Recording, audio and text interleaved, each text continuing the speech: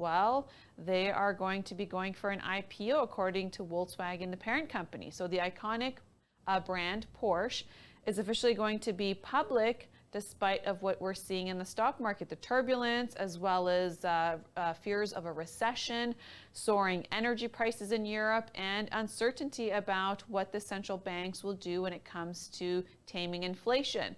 Now, while other companies are waiting for certainty in the market before pursuing mergers and public offerings, Volkswagen is going ahead. In a statement, they said that they've decided to press ahead with a public offering later this month or early October.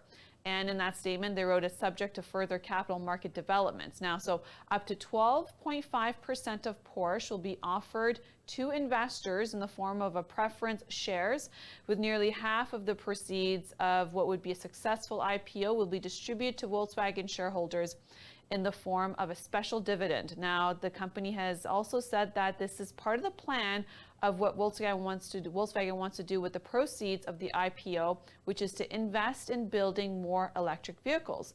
The company intends to dole out about $88.4 billion, which is 89 billion euros, over the next 5 years on developing electric vehicles. It wants the electric vehicles to represent a quarter of sales by the end of 2026.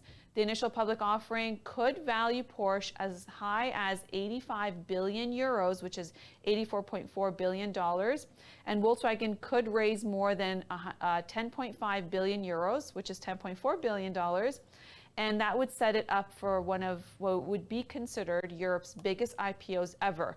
Now, when it comes to how this is all happening, well, there was a leadership shakeup at Volkswagen that has now created what would be uncertainty with its listing, but they're going to go ahead, and Oliver Blume, who took over the reins as chief executive of the German auto giant this month, well, they said that they're going to make sure that they go ahead and the IPO will be launched. So stay tuned for the latest development on this story.